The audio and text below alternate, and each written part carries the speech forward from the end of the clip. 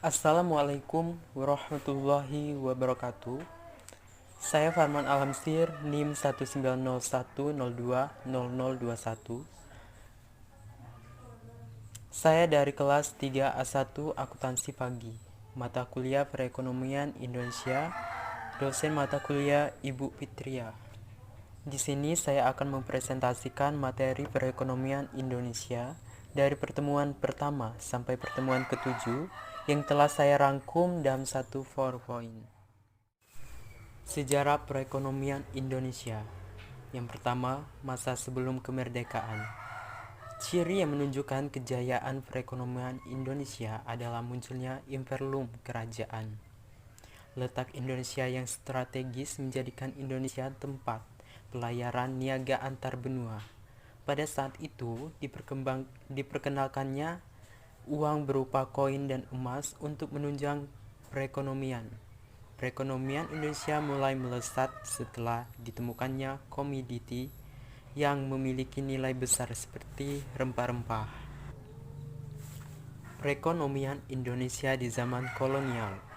Sebelum Indonesia merdeka, ada 4 negara yang menjajah, yaitu Portugis, Inggris, Belanda, dan Jepang.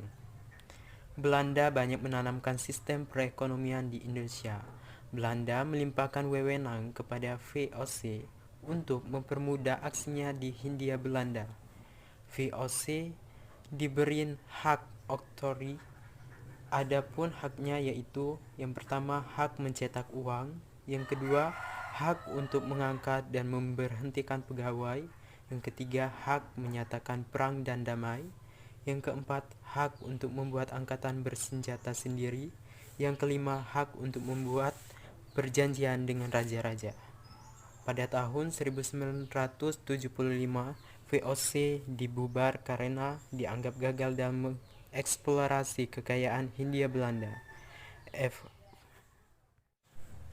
VOC lalu diambil alih oleh Bata Aksi Republik, tetapi tidak bertahan lama karena dihadapkan oleh kekacauan dalam keuangannya.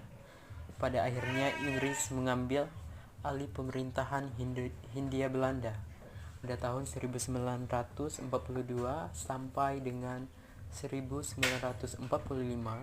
Jepang yang menduduki Indonesia. Pada tahun kedudukan Jepang, terjadilah bencana kekurangan pangan dan merosot tajamnya kesejahteraan masyarakat. Yang kedua, masa setelah kemerdekaan dibagi menjadi 3.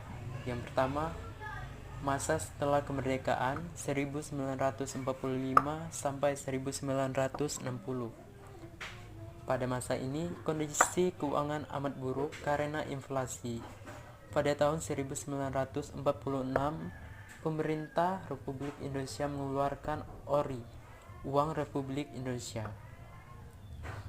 Yang kedua, masa demokrasi liberal 1950 sampai 1957. Yang kedua, masa demokrasi liberal 1950 sampai 1957. Perekonomian diserahkan sepenuhnya pada pasar. Pengusaha pribumi belum mampu bersaing dengan pengusaha non-pribumi. Pada akhirnya hanya memperburuk kondisi perekonomian Indonesia. Yang ketiga, masa demokrasi terpimpin 1959 sampai 1967. Demokrasi terpimpin tidak lepas dari Presiden Soekarno. Pemikiran Soekarno menjadi dasar pelaksanaan demokrasi terpimpin. Dengan struktur ekonomi Indonesia menjerumus kepada sistem etatisme, segalanya diatur pemerintah. Namun, sistem ini belum mampu memperbaiki sistem ekonomi Indonesia. Masa Orde Baru 1967 sampai 1988. Pada pemulaan Orde Baru, pemerintah berusaha menyelamatkan perekonomian nasional, terutama mengendalikan tingkat inflasi, penyelamatan keuangan negara, dan pengamanan kebutuhan pokok rakyat. Upaya pemulihan struktur perekonomian dan pembangunan pada masa Orde Baru pemerintah menempuh cara sebagai berikut. Yang pertama, stabilisasi dan rehabilitasi ekonomi. Yang kedua, kerjasama luar negeri. Yang ketiga, pembangunan nasional. Masa Orde Reformasi. Yang pertama, masa Presiden Habibie, 21 Mei 1998 sampai 20 Oktober 1999. Tugas penting Habibie adalah mendapatkan kembali komunitas negara-negara donor untuk program pemulihan ekonomi untuk menyelesaikan krisis moneter dan perbaikan ekonomi Indonesia. Habibie melakukan langkah-langkah, salah satunya membentuk lembaga pemantau dan penyelesaian masalah utang luar negeri dan menaikkan nilai tukar rupiah terhadap dolar hingga di bawah Rp10.000. Yang kedua, masa Presiden Gus Dur, 20 Oktober 1999 sampai 23 Juli 2001. Masa Presiden Gus Dur memiliki karakteristik yaitu pertumbuhan PDB yang mulai positif, laju inflasi, dan tingkat suku bunga yang rendah sehingga kondisi moneter mulai stabil. Hubungan pemerintah dengan IMF kurang baik. Sosial dan politik tidak stabil membuat investor asing enggan menanamkan modal di Indonesia. Makin rumitnya persoalan ekonomi ditandai dengan pergerakan indeks harga saham gabungan yang cenderung negatif.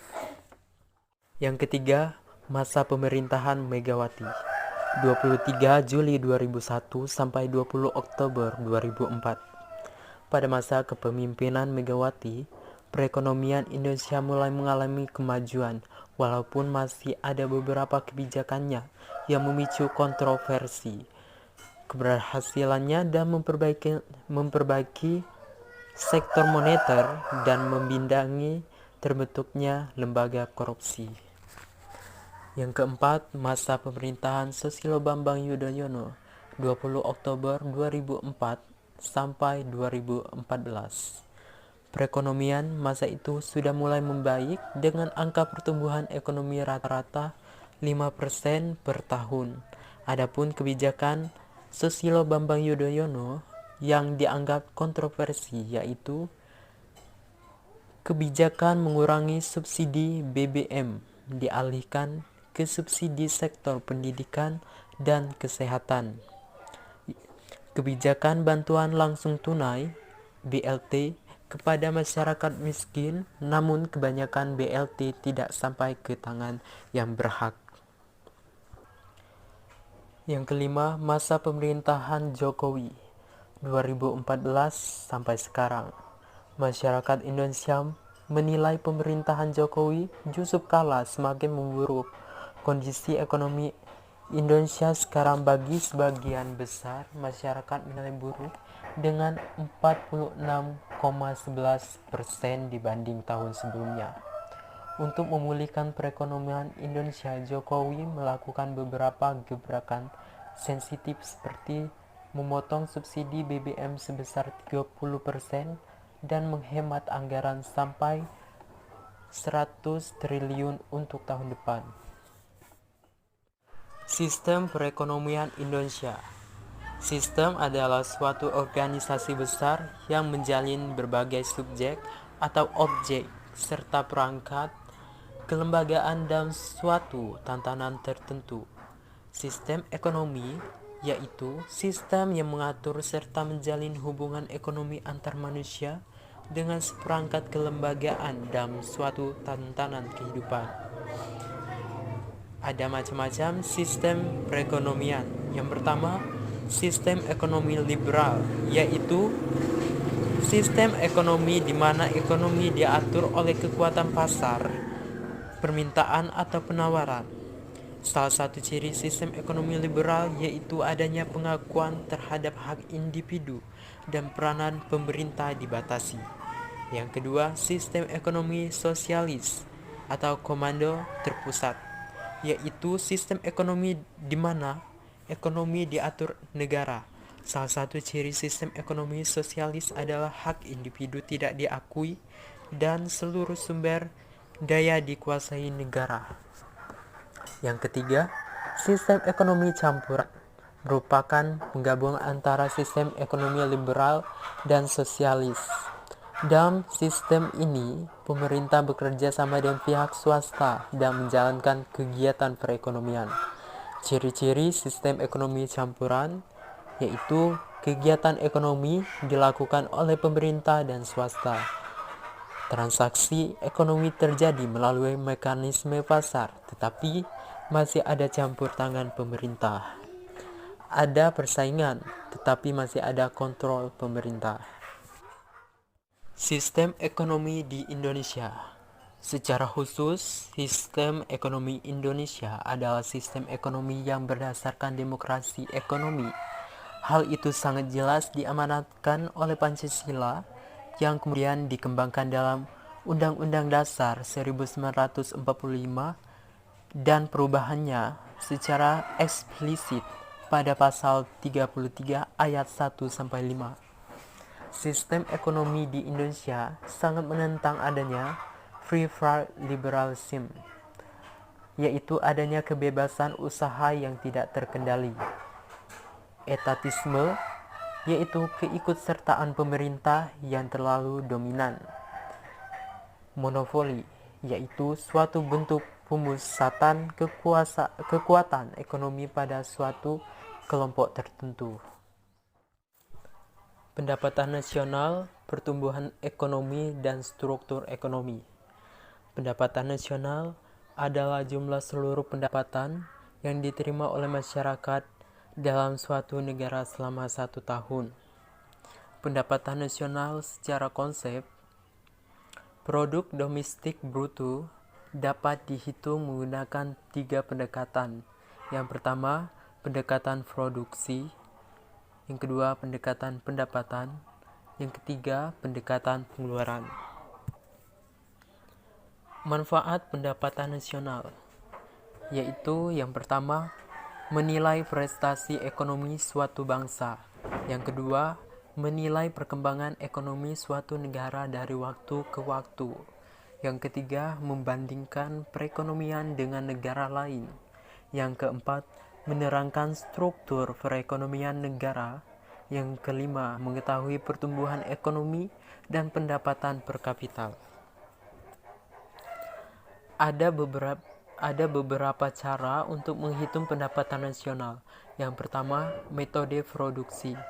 Pendapatan nasional merupakan penjumlahan dari seluruh nilai barang dan jasa yang dihasilkan oleh seluruh sektor ekonomi masyarakat dalam periode tertentu. Rumusnya adalah Y sama dengan dalam kurung Q1 dikali V1 tambah dalam kurung Q2 kali V2 plus Qn kali Vn. Metode pendapatan. Pendapatan nasional merupakan hasil penjumlahan dari seluruh penerimaan rent, wage, interest, profit yang diterima oleh pemilik faktor produksi dalam suatu negara selama satu periode. Metode pengeluaran. Pendapatan nasional merupakan penjumlahan dari seluruh pengeluaran yang dilakukan oleh seluruh rumah tangga ekonomi RTK, RTV, RTG, RT luar negeri dalam suatu negara selama 1 tahun. Struktur ekonomi Indonesia ditinjau berdasarkan 4 tinjauan. Tinjauan ekonomi murni. Yang pertama, tinjauan makrosektoral. Dapat berstruktur agraris, industrial, dan niaga.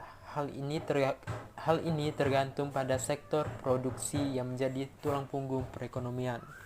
Yang kedua, tinjauan keuangan. Dapat berstruktur kedesaan, tradisional, dan kekotaan modern. Tinjauan penyelenggara kenegaraan dapat berstruktur etatis, pemerintah, egaliter, rakyat, berjuis, usahawan. Tinjauan birokrasi pengambilan keputusan dapat berstruktur sentralistis pusat, desentralitis pemerintahan daerah. Distribusi pendapatan dan kemiskinan. Distribusi pendapatan menggambarkan bagian dari pendapatan yang diterima oleh para pemilik faktor produksi. Ada dua jenis pendapatan. Yang pertama, labor income, yaitu meliputi upah dan gaji, benefit, serta berbagai jenis labor income lainnya. Yang kedua, property income, yaitu meliputi sewa, bunga tabungan, laba perusahaan, dan profitors income atau disebut juga sebagai laba perusahaan perseorangan. Kebijakan mengurangi kemiskinan dan ketimpangan pendapatan. Yang pertama, mengubah distribusi pendapatan fungsional melalui kebijakan yang ditunjukkan untuk mengubah harga relatif faktor. Yang kedua, memperbaiki distribusi pendapatan melalui redistribusi pemilikan aset secara progresif yang antara lain dilakukan melalui land reform dan pemberian kredit lunak bagi usaha kecil. Yang ketiga, mengurangi bagian pendapatan penduduk golongan atas kaya melalui pajak pendapatan dan pajak kekayaan yang progresif. Yang keempat, meningkatkan bagian pendapatan penduduk golongan bawah melarat melalui pembayaran transfer secara langsung serta penyediaan barang dan jasa publik atas tanggungan pemerintah. Indikator kemiskinan. Terdapat beberapa indikator kemiskinan yang biasa digunakan, yaitu indikator kemiskinan relatif. Seseorang dikatakan berada dalam kelompok kemiskinan relatif jika pendapatannya berada di bawah pendapatan di sekitarnya atau dalam kelompok masyarakat tersebut. Yang kedua, kemiskinan absolut dilihat dari kemampuan pendapatan untuk memenuhi kebutuhan pokok. Jika pendapatan seseorang di bawah pendapatan minimal untuk memenuhi kebutuhan pokok, maka ia disebut miskin. Indonesia menggunakan indikator kemiskinan ini. Kemiskinan kultural dikaitkan dengan budaya. Masyarakat yang menerima kemiskinan yang terjadi pada dirinya bahkan tidak merespon usaha-usaha pihak lain yang membantunya keluar dari kemiskinan tersebut. Kemiskinan struktural. Kemiskinan yang disebabkan struktur dan sistem ekonomi yang timpang dan tidak berpihak pada si miskin, sehingga munculkan masalah-masalah struktural ekonomi yang makin meminggirkan peranan orang miskin. Faktor yang menyebabkan terjadinya kemiskinan secara umum antara lain mata pencarian utama di sektor pertanian, kekurangannya pengolahan sumber daya alam secara efisien, tingginya angka pengangguran, kondisi ekonomi yang terbelakang, tidak adanya inisiatif untuk berusaha, adanya kelangkaan alat modal, rendahnya tingkat penguasaan teknologi, orientasi ekspor barang primer. Adapun dampak ketimpangan dan kemiskinan. Yang pertama, kriminalitas. Yang kedua, konflik sosial. Yang ketiga, pendidikan. Yang keempat, produktivitas. Yang kelima, pelayanan umum. Adapun cara pemerintah menekankan angka kemiskinan di Indonesia. Yang pertama, meningkatkan efektivitas penurunan kemiskinan dan pertumbuhan ekonomi inklusif. Yang kedua, pemerintah akan memantapkan kelompok menengah ke bawah, juga melakukan pengembangan pusat-pusat pertumbuhan di luar Pulau Jawa untuk memperkuat infrastruktur, konektivitas, yang menghubungkan antara pusat ekonomi dan wilayah penunjang sekaligus memperkuat pengembangan produk lokal dan jaringan rantai pasok produk ekspor terus dilaksanakan. Yang ketiga, melakukan reformasi anggaran subsidi. Yang keempat, peningkatan anggaran perlindungan sosial. Yang kelima, melakukan penguatan ekonomi domestik dan tata kelola impor. Penduduk dan ketenagakerjaan. Tenaga kerja dalam kegiatan ekonomi menurut ketentuan pemerintah Indonesia. Usia kerja adalah mereka yang berusia 15 tahun sampai 64 tahun. Adapun jenis tenaga kerja, yang pertama tenaga kerja rohani, yaitu tenaga kerja yang dalam kegiatan kerjanya lebih banyak menggunakan pikiran yang produktif dalam proses produksi, contoh manajer dan direktur. Yang kedua, tenaga kerja jasmani, yaitu tenaga kerja yang dalam kegiatannya lebih banyak mencakup kegiatan pelaksanaan produktif dalam produksi. Tenaga kerja jasmani dibagi menjadi 3, yaitu tenaga kerja terdidik, adalah tenaga kerja yang memerlukan pendidikan tinggi, contohnya guru dan dokter. Tenaga kerja terlatih merupakan tenaga kerja yang memerlukan pelatihan dan pengalaman, contohnya sopir dan montir. Yang selanjutnya, tenaga kerja tak terdidik, yaitu tenaga kerja yang tidak memerlukan pelatihan ataupun pendidikan, contohnya kuli bangunan. Adapun fungsi penduduk menurut konteks pasarnya, yaitu sebagai konsumen dan sebagai produsen. Adapun fungsi penduduk dalam konteks objek dan subjeknya, yaitu subjek pembangunan dan objek pembangunan. Adapun dalam konteks SDM, yaitu penggerak pembangunan dan penghambat pembangunan. Tenaga kerja dalam kegiatan ekonomi. Angkatan kerja adalah penduduk yang sudah memasuki usia kerja, baik yang sudah bekerja, belum bekerja, ataupun sedang mencari pekerjaan. Tingkat partisipasi angkatan kerja atau TVAK adalah angka yang menunjukkan besarnya angkatan kerja dibandingkan dengan tenaga kerja penduduk usia kerja. Adapun rumusnya, TVAK angkatan kerja usia kerja tenaga kerja dikali 100%. Penggolongan tenaga kerja menurut jam kerjanya, yaitu bekerja penuh, setengah pengangguran kritis. Kriteria bagi angkatan kerja. Yang pertama, jenis pendidikan. Yang kedua, keahlian khusus yang dimiliki. Yang ketiga, pengalaman kerja. Yang keempat, kesehatan yang prima. Yang kelima, sikap kepribadian dan kejujuran. Adapun jenis pengangguran, berdasarkan sifatnya, yaitu pengangguran terbuka, setengah pengangguran terselubung, dan berdasarkan penyebab, yaitu pengangguran struktural, pengangguran frisional, pengangguran musiman, pengangguran voluntary, pengangguran teknologi, pengangguran deflasioner. Adapun penyebab terjadinya pengangguran, yaitu aspek kependudukan, aspek ekonomi, aspek pendidikan.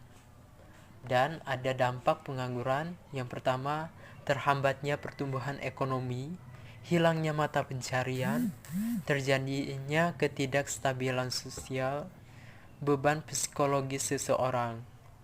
Nah, cara mengatasi pengangguran, yang pertama, perluasan kesempatan kerja melalui padat karya. Yang kedua, proyek transmigrasi untuk pemerataan tenaga kerja. Yang ketiga, penindakan aturan yang ada. Yang keempat, meningkatkan sektor informal dan perekonomian masyarakat. Yang kelima, meningkatkan kualitas tenaga kerja melalui pelatihan maupun pendidikan. Indeks Pembangunan Manusia atau IPM atau Human Development Index adalah pengukuran perbandingan dari harapan hidup, melek huruf, pendidikan, dan standar hidup yang untuk semua negara seluruh dunia. IPM dibangun melalui pendekatan 3 dimensi dasar. Yang pertama, umur panjang dan sehat. Yang kedua, pengetahuan. Yang ketiga, kehidupan yang layak. Adapun indikator indeks pembangunan manusia, yang pertama, angka harapan hidup. Yang kedua, tingkat pendidikan. Yang ketiga, standar hidup layak. Adapun rumus untuk menghitung IPM yaitu IPM sama dengan 1/3 dalam kurung indeks harapan hidup atau indeks X1 plus indeks pendidikan atau indeks X2 plus indeks standar hidup layak atau indeks X3. Adapun manfaat IPM, yang pertama, untuk mengalihkan fokus perhatian para pengambil keputusan, media, dan organisasi non-pemerintah dari penggunaan statistik ekonomi biasa, agar lebih menekankan pada pencapaian manusia. Yang kedua, untuk mempertanyakan pilihan-pilihan kebijakan suatu negara. Yang ketiga, untuk memperlihatkan perbedaan di antara negara-negara, provinsi-provinsi, gender, kesukuan, dan kelompok sosial ekonomi lainnya. Itulah presentasi dari saya. Tentunya masih banyak kekurangan maupun kesalahan. Dari itu saya berharap Ibu berkenan memperbaiki dan membenarkan. Saya ucapkan terima kasih. Wassalamualaikum warahmatullahi wabarakatuh.